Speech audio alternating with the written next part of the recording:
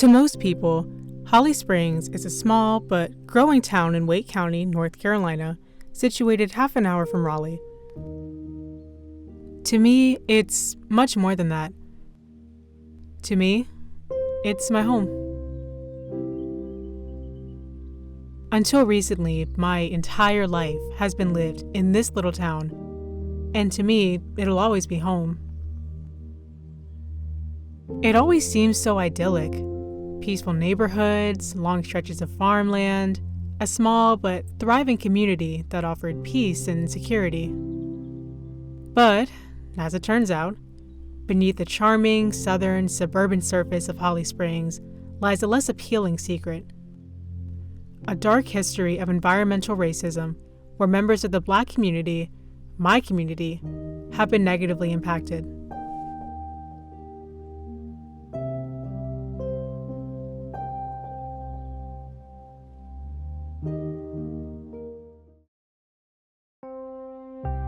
The term environmental racism was coined in 1982 by civil rights leader Dr. Benjamin Chavis Jr.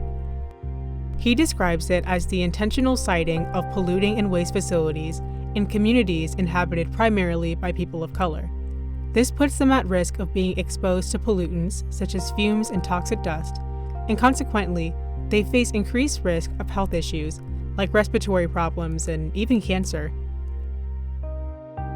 The 1990 U.S. Census estimated that almost 78% of the Holly Springs population was Black. As early as the 1960s, said population has received a disproportionate share of Wake County's landfills. According to a study conducted by the Exchange Project at UNC-Chapel Hill, in the 1960s, the town of Cary opened a 14-acre landfill off of Holly Springs Road, known by some as the Old Holly Springs Dump, which was adjacent to Black neighborhoods. In 1975, Wake County opened the Feltonsville landfill, a 300-acre unlined facility next to an established Black neighborhood. The town of Holly Springs itself was also complicit in the exposure of its Black residents to landfills. In 1991, the town entered into an agreement that placed a 75-acre facility less than a mile from a Black neighborhood on New Hill Road. By 2006, according to the Exchange Project, the Holly Springs area was home to 12 waste facilities, 10 of which were located within predominantly Black communities. Some of these facilities were identified as collection centers for hazardous waste.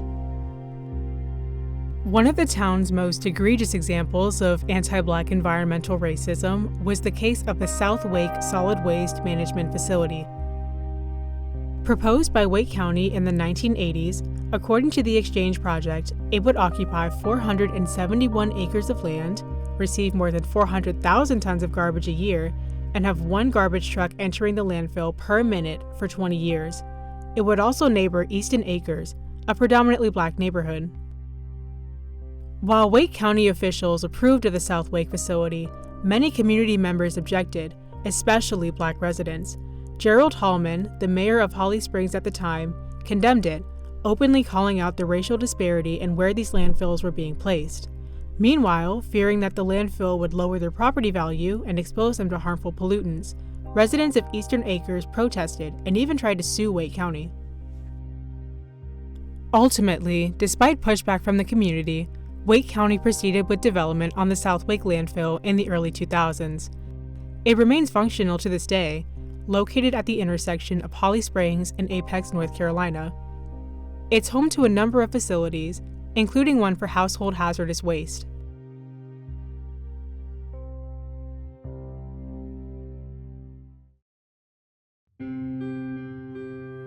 The Black population in Holly Springs has drastically declined since the South Wake incident. The 2020 U.S. Census estimates that Black people make up less than 9% of its total population, a stark contrast from the near 78% in 1990. While this has largely been attributed to the construction of expensive homes, which caused an influx of wealthy white buyers, I have to wonder if the town's history of environmental racism played a role as well. So, how do I unpack this? I've lived in Holly Springs my entire life, but I never knew about this side of its history. I didn't know so many members of the Black community, people like me, used to call this town home too, or of the ways that the town and Wake County failed them while they did. I still love Holly Springs, and that'll never change. But this history is another reminder of the very real presence of environmental racism and how even the most peaceful seeming of places are not exempt from perpetuating it.